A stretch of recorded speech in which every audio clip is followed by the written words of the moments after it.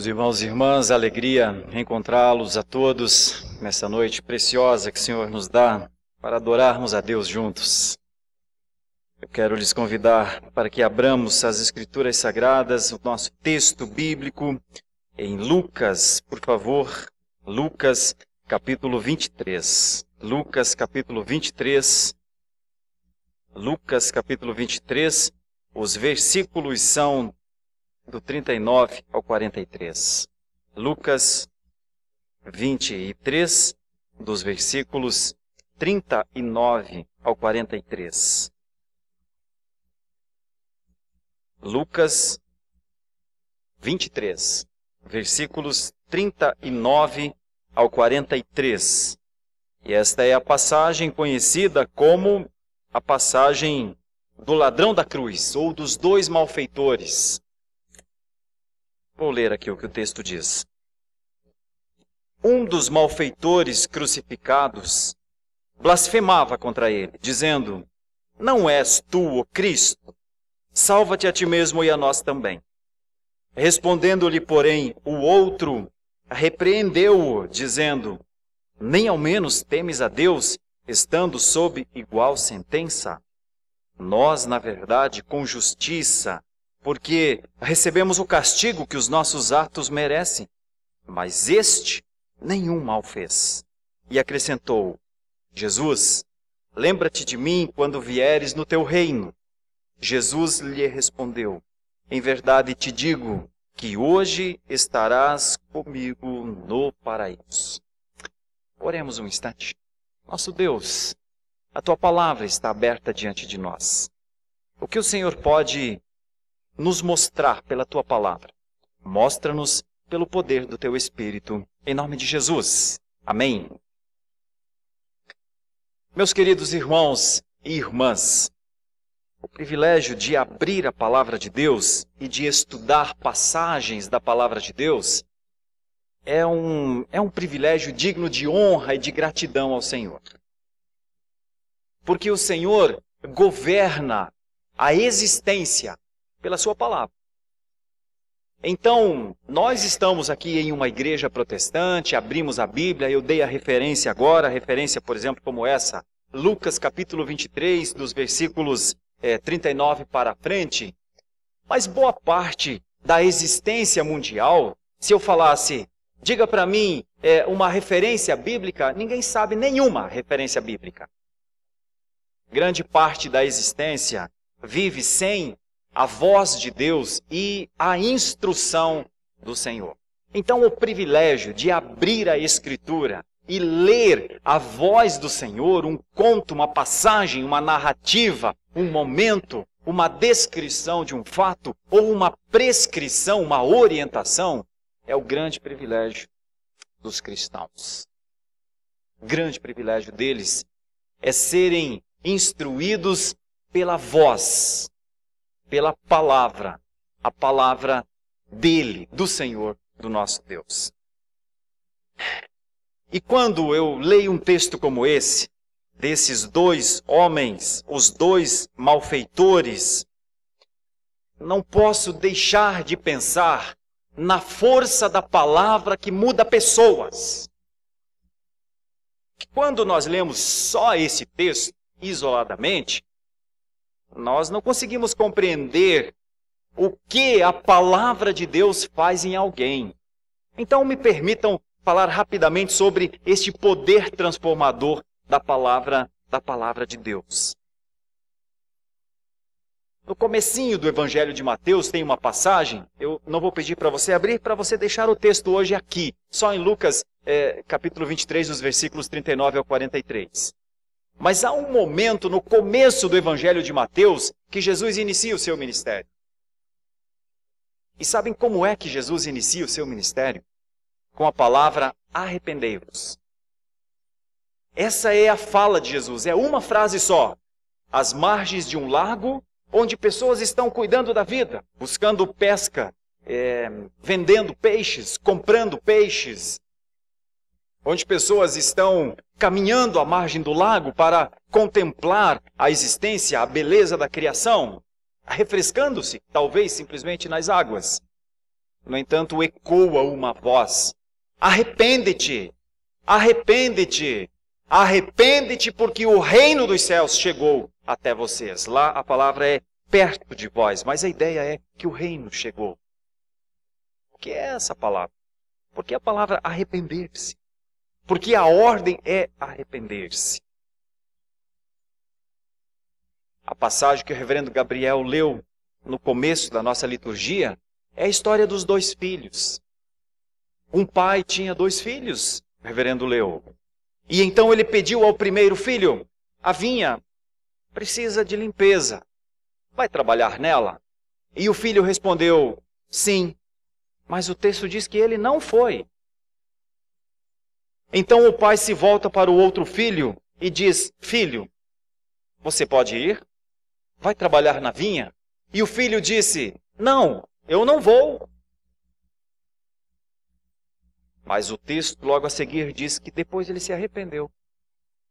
E arrependido foi. Essa é a parábola contada por Jesus para dizer a pessoas que estavam ouvindo a ele uma das grandes verdades que eu quero salientar a partir da ideia aqui do texto de Lucas 23, 39 a 43. Que a palavra de arrependimento, que a oportunidade de arrependimento é a todos. Foi assim às margens de Genezaré, o lago. Arrependei-vos, todos vós. Creio no Evangelho. O reino é o benefício para todo aquele que se arrepende. Arrependei-vos. Então, é destinado a todos. Essa é a primeira verdade. Mas a segunda verdade, e será a nossa grande preocupação, eu sei que será uma preocupação para nós nessa noite aqui, ouvindo a palavra de Deus, será uma preocupação para você, e certamente será uma preocupação para todo e qualquer que ouvir essa meditação de alguma maneira em algum dos nossos canais de comunicação. É que se o arrependimento é destinado a todos, ele não é recebido por todos. É destinado a todos, mas não é recebido por todos. É recebido pela sua igreja. E eu e você precisamos entender o que é essa igreja, então. Então, entendendo essas duas ideias, nós vamos ler o texto e procurar explicar o que está acontecendo aqui e vamos procurar aplicar ao final as duas ênfases que eu darei. A primeira é que a palavra de arrependimento é destinada a todos. Mas o conceito, a interiorização, a compreensão do que é um arrependimento não parece ser exercitado por todos. Mas é exercitado pela Igreja de Deus. E eu e você precisamos compreender então. E nos entender, porque só o Espírito pode nos mostrar isso. Se estamos dentro dessa igreja e se estamos vivendo a vida do arrependimento de Deus. Então o texto está aqui. Vamos olhar para o texto e vamos pensar aqui no texto para buscarmos as explicações mais básicas aqui do texto, mais fundamentais. A palavra de Deus diz: um dos malfeitores. É porque eram dois. No texto paralelo de Mateus, tem inclusive uma característica muito interessante. Se você quiser acompanhar um pouco disso pelo nosso boletim, eu coloquei na folha de rosto do nosso boletim alguns insights dessa mensagem com o nome O Arrependido da Cruz, para que o boletim funcione como um handout para você. O Arrependido da Cruz. Um dos malfeitores crucificados blasfemava. Eram dois. E o texto de Mateus diz que os dois blasfemavam. Eles acompanhavam a multidão. Está em Mateus 27, 44. Eles acompanhavam o grito da multidão, o xingamento a Jesus, a ignomínia a Jesus, a vergonha a Jesus, o detestamento a Jesus. Eles acompanhavam o grito da multidão, os dois. E eles seguiam aquele calvário, subiam aquele calvário, os dois. xingando e zombando, porque Jesus carregava uma marca de ser uma fraude, de ser uma vergonha, de ser chamado à condenação pelo seu próprio povo. E então eles zombavam daquele reinado de Jesus. Eles zombavam daquela coroa hipoteticamente colocada sobre Jesus. Eles zombavam daquele que dizia e apontava para um caminho de salvação. Onde está o Salvador agora? Esse era o teor da zombaria ao Senhor. Mas no texto, no versículo 39, é-nos dito algumas coisas. Um deles continua a zombar. E a sua zombaria é muito interessante. A sua zombaria é em relação à messianidade de Jesus. Ele diz: não és tu o ungido? Não és tu o Messias? Porventura não és tu aquele que pode fazer alguma coisa por ti e por nós? Se for, salva-te a ti mesmo. Está usando inclusive uma palavra do tipo, se você tem alguma condição de fazer algo por você, você não acha que esta é a hora? Você acha que existe alguma hora além desta hora em que você está na cruz? Esse é o tom da zombaria. Você não está percebendo que você está no limite? Se tem alguma coisa possível de fazer, não seria essa a hora de fazer? É como se o zombador estivesse dizendo, está dormindo? Está perdendo o tempo? Tem alguma coisa que você pode fazer? Se tiver alguma coisa possível, faça por você e também faça por nós, não é? Bom, essa é uma evidência que o chamado ao arrependimento é destinado a todos, mas nem todos recebem. O chamado ao arrependimento é para que todos reconheçam suas condições e reconheçam e entendam as condições da existência, mas nem todos compreendem. Veja do versículo 40 para frente. Respondendo-lhe, porém, o outro, repreendeu-o, dizendo, nem ao menos temes a Deus, estando sob igual sentença. Eu coloco lá no nosso boletim que a pergunta e a ordem de um dos ladrões crucificados de Jesus parecem invocar algum tipo de poder, se é que ele existisse.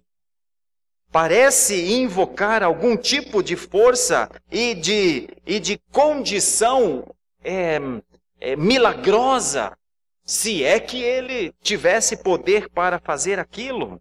E eu faço a pergunta no boletim: Jesus não se auto-salvou e salvou os que estavam do seu lado por conta da sua falta de poder?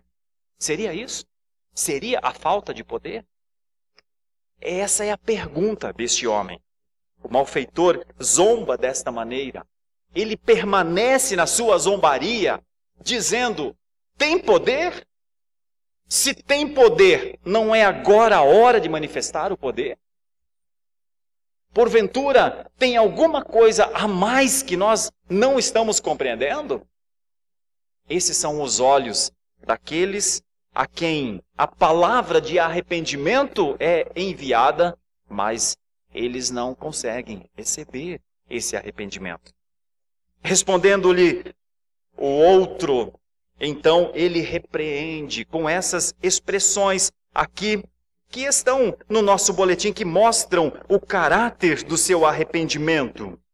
E pelo menos 5 coisas nós temos aqui nas palavras deste homem. 5 coisas pelo menos. Ele demonstra temor quando ele diz, você não teme? Será que não era a hora de temer, meu caro amigo?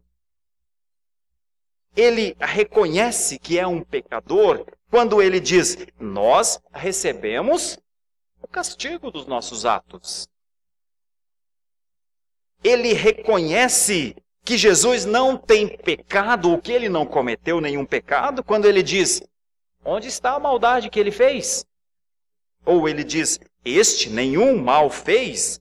Ele reconhece ou expressa de maneira intensa, eu uso a expressão Senhor aqui no boletim, mas na nossa tradução na língua, na revista atualizada, a palavra é Jesus, né? Ele falou Jesus. Olha, a palavra Jesus é Yahvé salva. Yahvé é a salvação, o Senhor Deus é o Salvador. Do Senhor é a salvação vem de Deus. E quando ele pede a Jesus que ele se lembre dele quando voltar no seu reino. Bom, são dois mundos aqui, são duas histórias aqui. Como lá a história dos dois filhos, um continua na desobediência e o outro arrepende-se da sua desobediência. Aqui nós temos uma ideia muito semelhante. Um continua na sua blasfêmia, um continua na sua posição, um continua na sua antinomia, na sua ideia contrária à possibilidade de entender quem é que estava ali do seu lado. Mas o outro é tocado por um tipo de consciência e aquela consciência o faz mudar. Bom, é isso que é o arrependimento. O arrependimento significa uma mudança na mente, de modo que o ponto de vista dessa pessoa arrependida, os seus valores, os seus objetivos e os seus comportamentos são mudados. E então o que ele tiver de vida, no caso aqui bem pouca, não é verdade? Estavam todos aqui, os três aqui, no fim dessa vida física, mas o quanto lhe restar de vida será uma vida diferente. Sua mente, seu discernimento, sua vontade, suas afeições, seu comportamento, tudo de certa forma, seus motivos, seus planos, tudo agora compõe essa mudança. Parece ser isso que aconteceu com o ladrão da cruz. Então, arrepender-se significa começar uma nova vida. A mensagem é: arrependei-vos, porque perto está o reino dos céus, para que haja o começo de uma nova vida. E a grande mensagem do ladrão da cruz é que nunca é tarde para começar uma nova vida. Nunca é tarde para receber a mensagem da salvação pelo caminho do arrependimento. Se tem alguém que prega ainda hoje de uma maneira extremamente incrível, é essa passagem. A passagem de um homem que no final da sua vida, condenado, arrepende-se e reconhece em Jesus Cristo algo que a existência 2000 anos depois praticamente ainda não consegue reconhecer. Eis aqui a grande, talvez, mensagem para todos nós. Jesus, com a sua presença ali na cruz, com o seu cumprimento ali naquela cruz, com a sua vergonha, porque as profecias diziam que ele seria crucificado entre malfeitores. O profeta Isaías, no capítulo 53, versículo 12, já disse: será crucificado entre malfeitores.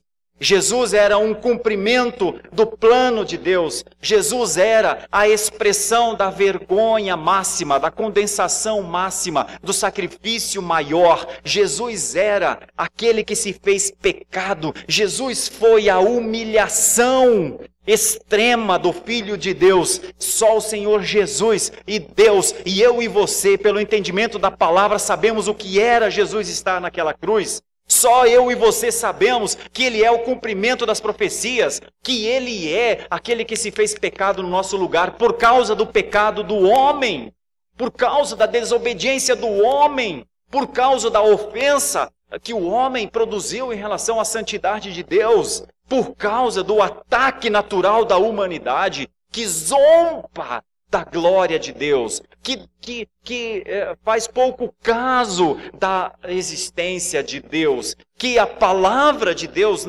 não parece ser a boa orientação de um pai para filho. Quando Deus fala dos mandamentos, das instruções, eles parecem ser para nós muito austeros e muito incomodativos. Bom, enquanto Jesus é ali na cruz a única oportunidade de perdão dos pecados e de salvação, um homem permanece zombando da oferta do arrependimento. Jesus não fala para nenhum dos dois se arrepender. Jesus está ali simplesmente para cumprir o seu propósito diante de Deus, o propósito da obediência. Lembrem-se que um pouco antes ele estava no Getsemane e orava na madrugada e pedia aos seus discípulos que orassem com ele. E chegou a dizer: Pai, se possível, afasta de mim este cálice. Mas eu não estou aqui para cumprir a minha vontade. Faça-se a tua vontade. E então, quando um dos seus discípulos, na chegada dos soldados, quer defender a Jesus, Jesus diz: não faça nada. Porque se houvesse alguém que pudesse me defender, seria o meu Pai que está nos céus. Mas ele não quis. Ele não o fez. Ele não o fará pelo que aconteceria logo à frente e os discípulos entenderiam. Pois bem. Então é para isso que Jesus está ali. O seu estado na cruz, o seu momento na cruz é uma mensagem, mas não entendida por todos. Jesus na cruz é um apelo ao arrependimento. Jesus na cruz é uma pregação eloquente do arrependimento. Arrepende-te dos teus pecados. Confessa Jesus como seu Salvador, porque foi assim que ele morreu. Essa é a mensagem. Essa é a propagação. É uma mensagem aberta, é uma mensagem ao mundo. Sempre foi assim. João Batista pregou arrependimento. Enquanto Jesus estava andando com os seus discípulos, pregou arrependimento. É a mensagem dos apóstolos quando eles faziam evangelização pelas ruas, é arrependimento. É a mensagem de Pedro no Pentecostes, em Atos 2,38, é de arrependimento, que é quando termina a sua pregação, e eles perguntam: varões galileus, o que a gente faz depois da tua pregação, Pedro? E Pedro diz: arrependei-vos e creiam no Evangelho, e crede no Evangelho. É a mensagem de Paulo aos gentios, isso em várias passagens de Atos, nas 3 cartas de Atos, nas 3 viagens missionárias de Atos, onde Paulo anda. A pregação de Paulo é: voltem-se ao Senhor, o caminho de vocês está na direção do Senhor, vocês só têm um caminho a andar. Essa é a mensagem. Essa é a mensagem da cruz. A mensagem da cruz é uma mensagem para o arrependimento. Essa é a mensagem do Cristo glorificado às 5 das 7 igrejas. Eu conheço as obras de vocês, eu sei como vocês vivem, eu sei como vocês viveram, eu sei como vocês começaram, eu sei agora como vocês estão vivendo, eu sei como são os cultos de vocês, eu sei como é a vida de vocês. Arrependam-se. Para 7 igrejas é a mensagem. Para 7 e para 5. A mensagem é de arrependimento. Será que a mensagem de arrependimento é até para igrejas? Veja como a mensagem de arrependimento é para todos. E então, nós temos aqui, nessa passagem, o que é o arrependimento? Qual é o sentido do arrependimento? O arrependimento é sempre descrito como o caminho para a remissão dos pecados e para a restauração do favor de Deus. Então a propagação, a mensagem, sempre será para todos. Mas o recebimento não é por todos. Haja vista um dos ladrões que continua zombando. Haja vista a existência atual que sabe o Evangelho está disponível em milhares de línguas, mas a existência continua vivendo como se Deus não existisse. Será que a mensagem do arrependimento é também para as igrejas? Meus irmãos e irmãs, talvez é de dentro das igrejas que precisaria explodir uma expressão de arrependimento. Porque o que é o arrependimento? O arrependimento é o caminho para a remissão de pecados e a restauração do favor de Deus. Ao passo que a impenitência é o caminho para a ruína. As igrejas falam da salvação e, ao falar da salvação, o caminho da salvação passa pelo arrependimento. Então, se há alguma coisa que deveria, que deve ser um exercício constante de nós cristãos, é o arrependimento. É o arrependimento diário. Talvez com uma pergunta: Senhor, do que eu preciso me arrepender hoje? Senhor, o que eu preciso santificar na minha vida hoje? Senhor, o que eu preciso reconhecer que eu não reconheci até agora? Porque o ladrão da cruz, há bem pouco tempo, era um dos que xingava, era um dos que zombava. Era só mais um na multidão a não reconhecer o senhorio de Jesus. Acontece que, quando ele começa a repreender o outro ladrão, as suas expressões são de arrependimento. E por causa do arrependimento, por isso que o tópico aqui do nosso boletim é o arrependido na cruz. Essa expressão gera, ou esse entendimento do que é o arrependimento, gera neste homem uma maneira de entender as coisas totalmente diferente.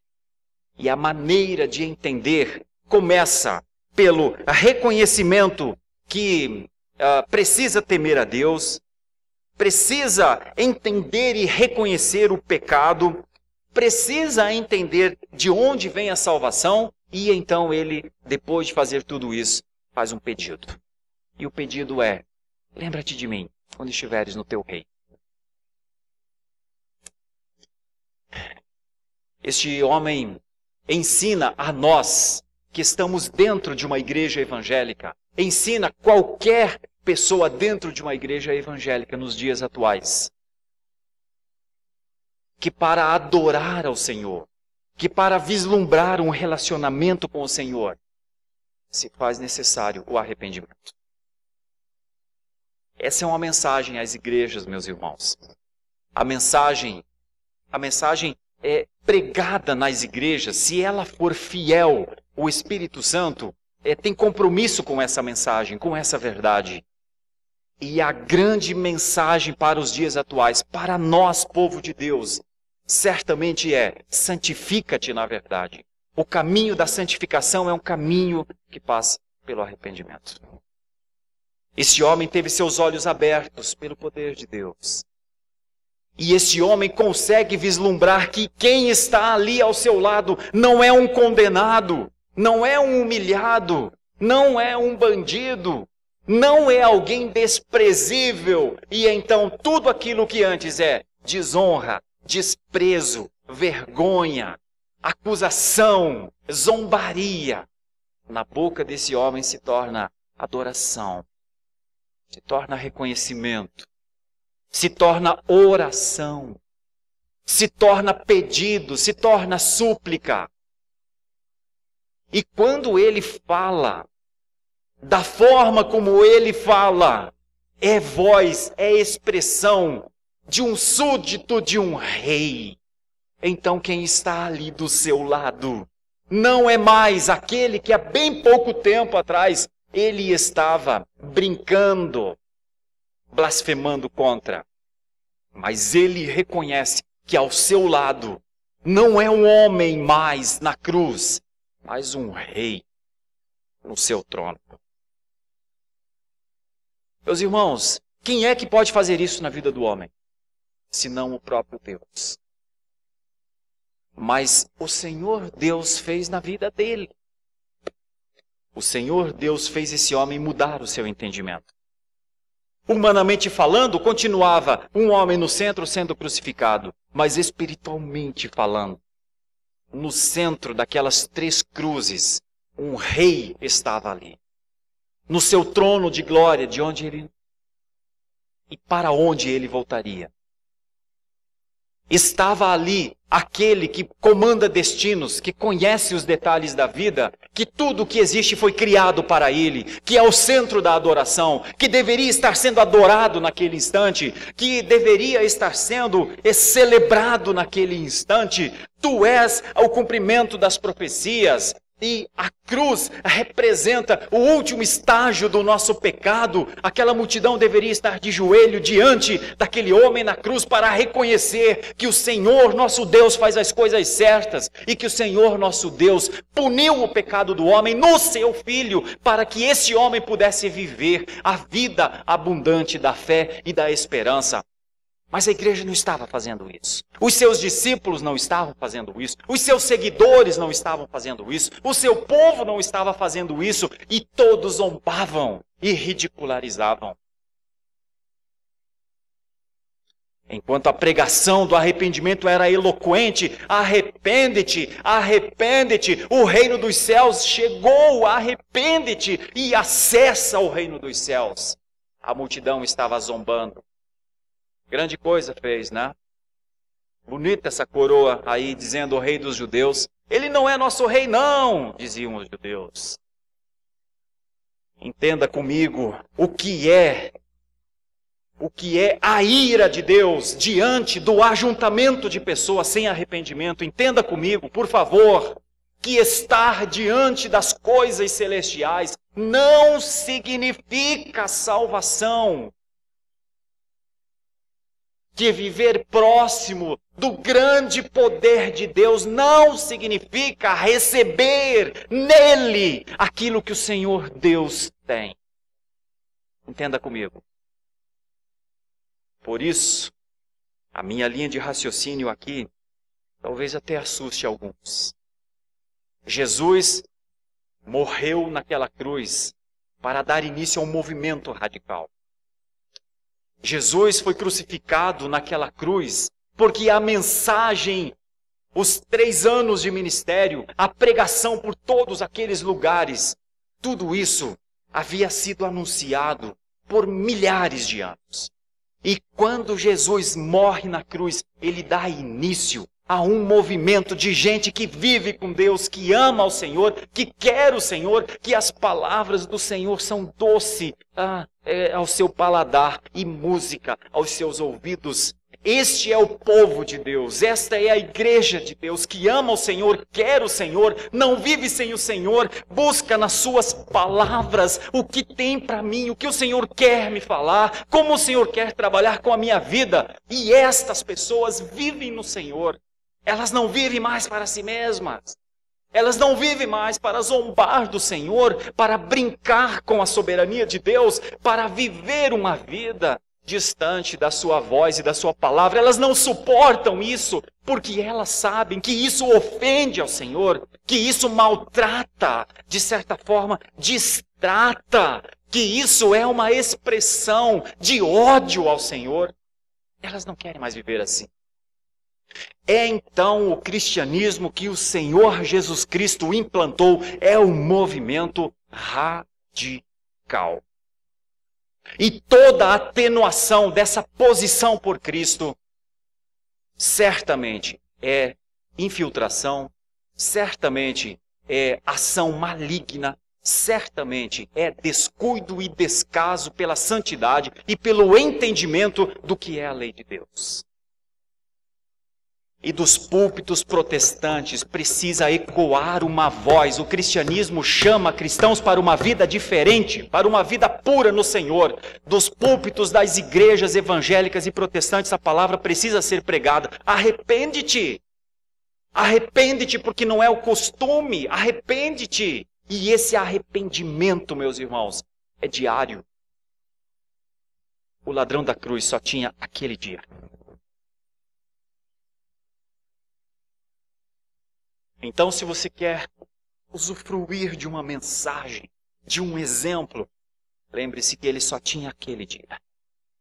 E foi naquele dia que ele disse: tem que temer ao Senhor mais do que eu temo, talvez ele quisesse dizer ao outro ladrão. Você não teme a Deus? Ele pergunta. É uma expressão meio que hebraísta, assim. Quando um judeu faz uma pergunta, é como se ele dissesse: a resposta tem que ser sim, tenho que ser temente a Deus. Quando ele diz: eu e você somos alvos da justiça, eu e você fomos apanhados na nossa corrupção, eu e você merecemos esse castigo, mas ele não. Ele está reconhecendo quem era aquele que estava ali do seu lado. E quando ele diz: quando vieres, lembra-te de mim. Essa é uma das frases mais sublimes, talvez, e mais sensíveis de um arrependido. Lembra-te de mim, não te esqueces de mim.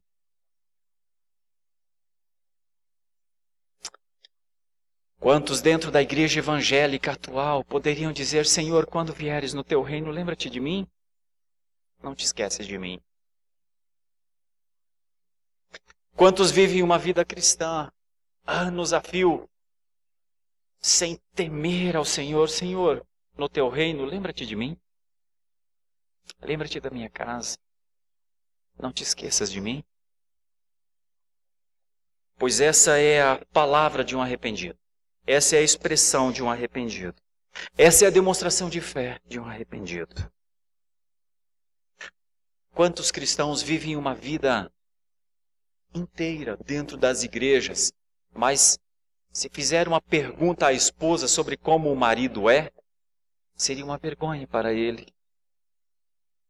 Quantos filhos passam uma vida inteira dentro das casas, aparentando que está tudo bem, mas se perguntasse aos pais como ele foi como filho, seria uma vergonha para ele.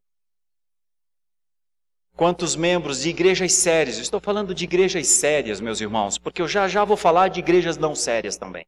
Mas quantos irmãos, membros comungantes de igrejas sérias, se perguntar aos seus pastores ou aos seus tesoureiros como foi a sua fidelidade na vida?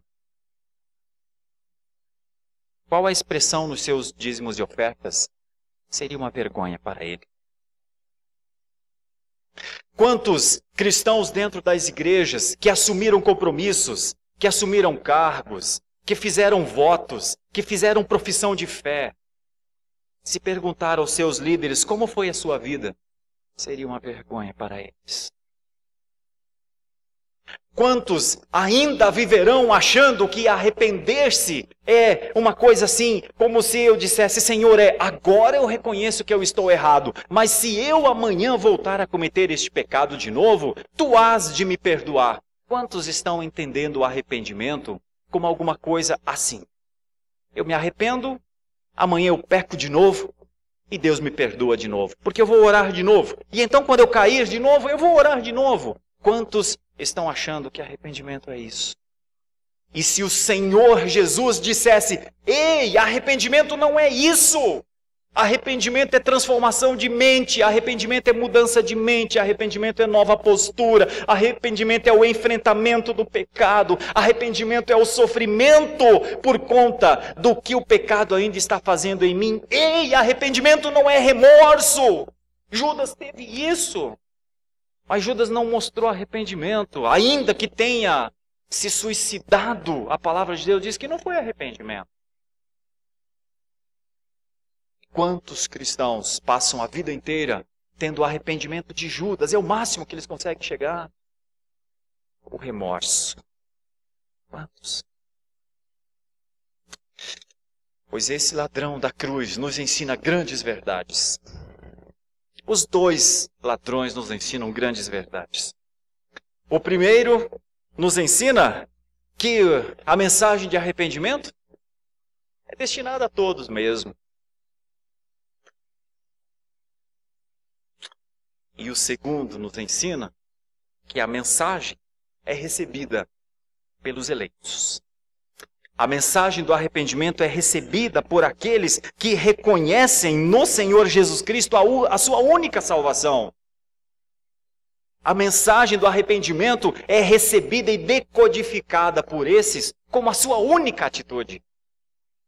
Então o arrependimento é a única atitude para expressar a fé salvadora. Não há outras expressões maiores do que o arrependimento. Não há eloquência ou fazer uma poesia para mostrar que tenho fé em Deus. Não resolve. Não há nada possível que não seja o entendimento do arrependimento que faça alguém expressar a sua fé. Não há outra forma que não a do arrependimento. A demonstração é deste homem aqui. Não há fé salvadora sem arrependimento, meus irmãos. A Confissão de Fé de Westminster faz uma declaração muito interessante sobre o arrependimento. Eu vou ler para você, já caminhando para o final da nossa meditação.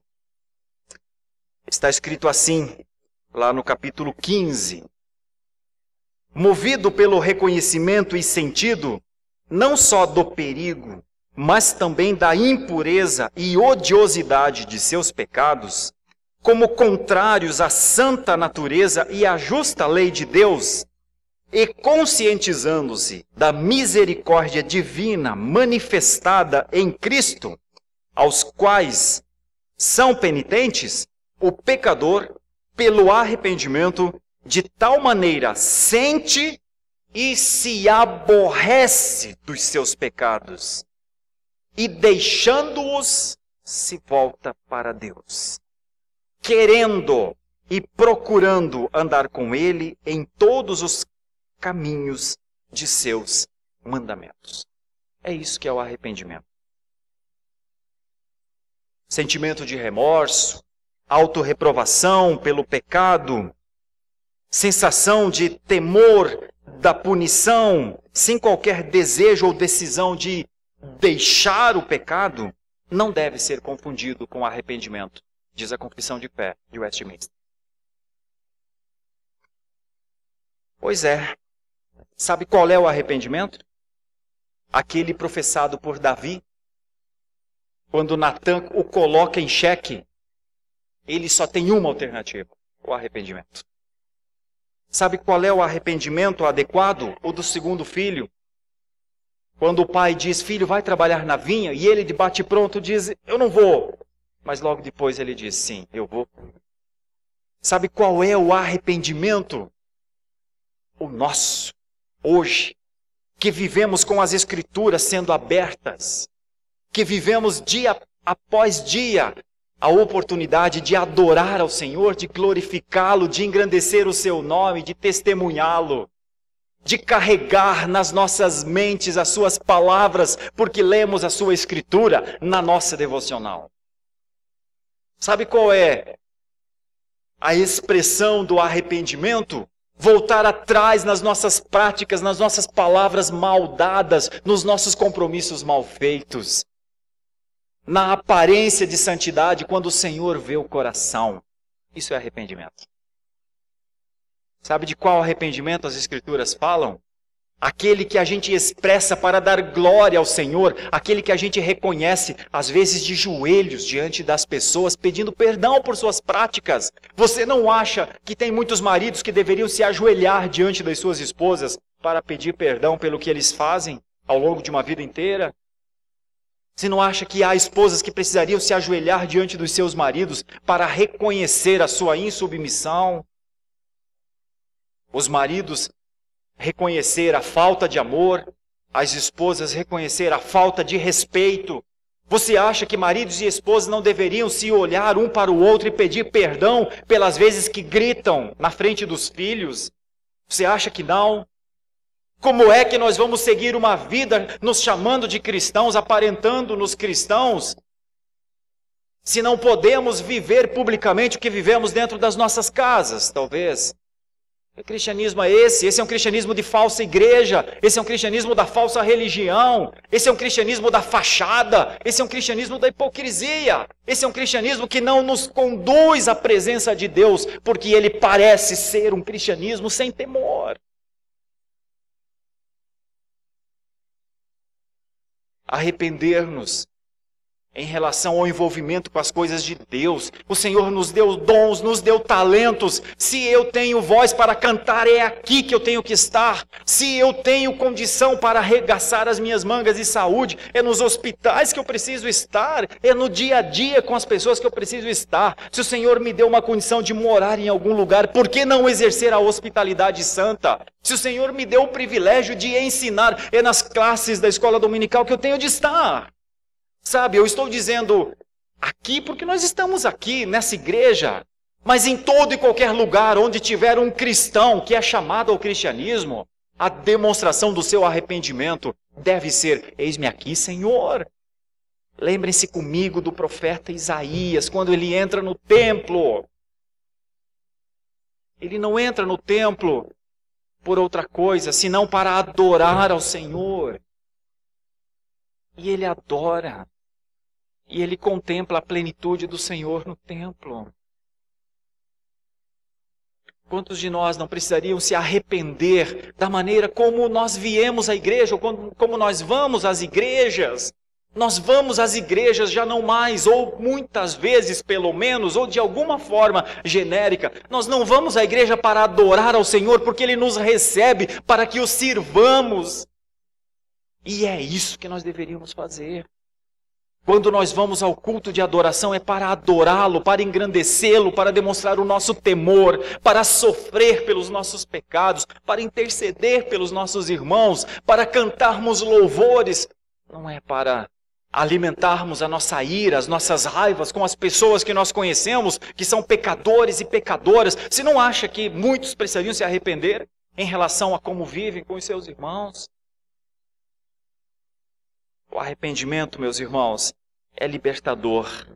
Infelizmente, muitos insistem em viver travados com as chaves que eles mesmos travaram às suas prisões.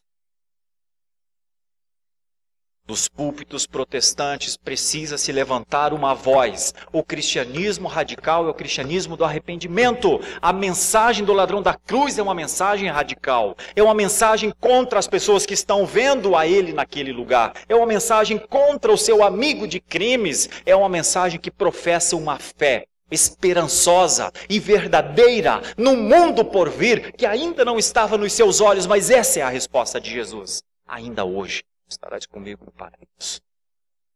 Então, meus irmãos, o arrependimento, ele é motivado lá na sua raiz, ele é motivado por uma viva esperança. O caminho do arrependimento é o nosso caminho. Eu gostaria de humildemente pregar a palavra do Senhor, levando-o a entender. O caminho do arrependimento é o nosso caminho. Resta-nos saber do que, de que, e eu e você somente podemos dizer isso. A resposta é pessoal. Eu não posso olhar para você e dizer: arrepende-te disso ou daquilo. Como você não pode olhar para mim e dizer: arrepende-te disso ou daquilo. Essa é a aplicação pessoal do Espírito Santo. Se o Senhor Jesus Cristo pregou: arrependei-vos porque perto está o reino dos céus, essa é a mensagem bíblica. E é com essa mensagem que o Espírito Santo tem o seu compromisso. Ele revelaria o homem acerca do pecado e do juízo. E ele daria ao homem, ele encaminharia o homem à presença de Jesus. Ele manifestaria, ele revelaria Jesus. É isso que está escrito em João, capítulo 14.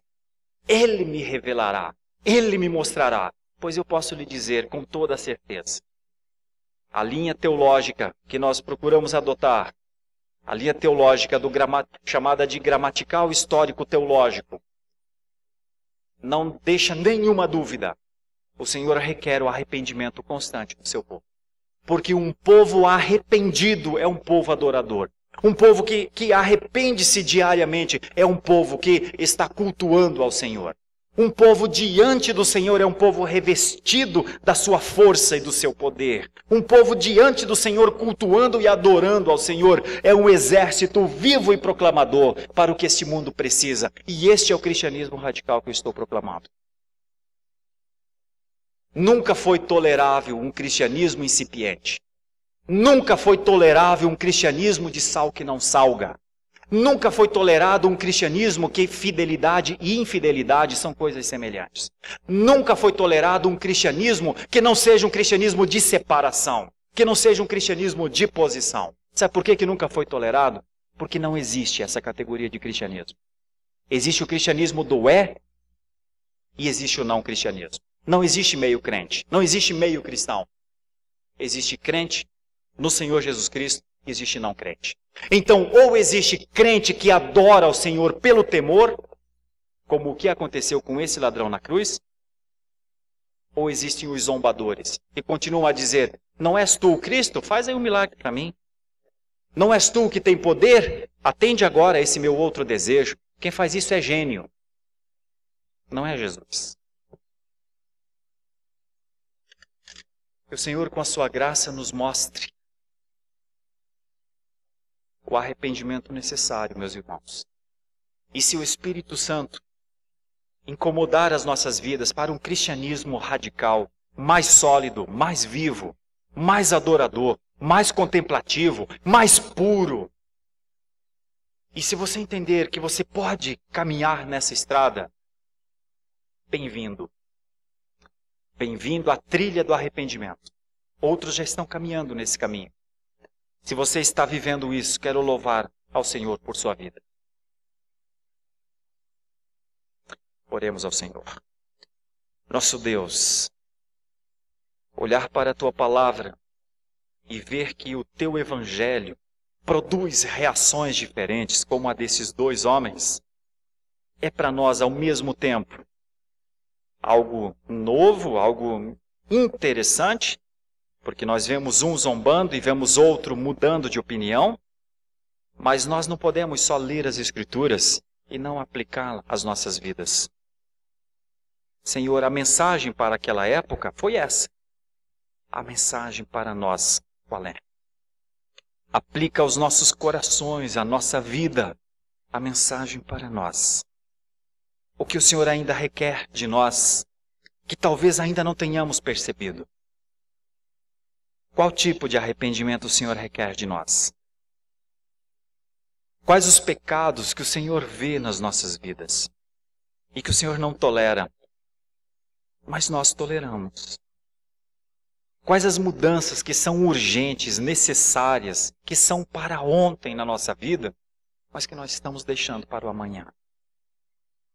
Qual é a área que o Espírito Santo precisa atuar totalmente e ser Senhor? Essa é a nossa oração. Mostra-nos para que vivamos com a consciência deste homem, a consciência aberta deste homem, que estava diante de um rei, que estava diante de um profeta, que estava diante de um sacerdote, que expiava pecados, ou seja, perdoava pecados, que era o rei com a palavra e viria no seu reino. E a sua mensagem é tão eloquente que ele diz, lembra-te de mim. Esteja comigo, lembra-te de mim. Senhor, eu oraria nessa noite com a igreja, com os irmãos e irmãs. Lembra-te de nós. Lembra-te de nós com a tua graça. Lembra-te de nós com o teu poder. Lembra-te de nós com a tua palavra. Fala aos nossos corações. Produz em nós o senso do arrependimento. Produz em nós a vontade de te adorar. Produz em nós o desejo de adorá-lo diante dos homens, testemunhá-lo como o Senhor das nossas vidas, aos nossos filhos, nas nossas casas. Ah, nosso Deus, talvez sejamos um povo, a começar por mim, que damos muito trabalho para Ti. Tem misericórdia de mim, pobre pecador. Tem misericórdia da nossa igreja, Senhor. Tem misericórdia do Teu povo espalhado por este mundo e opera em nós as transformações que são para a Tua honra, que são para a Tua glória, que são para que o reino eterno possa ser visto nas nossas vidas. Faz com que sejamos um evangelho vivo nessa sociedade tão corrupta, tão distante, tão zombadora do Teu amor. Nós conhecemos o Teu amor. Ajuda-nos a responder com amor. Assim nós oramos, em nome de Jesus. Amém.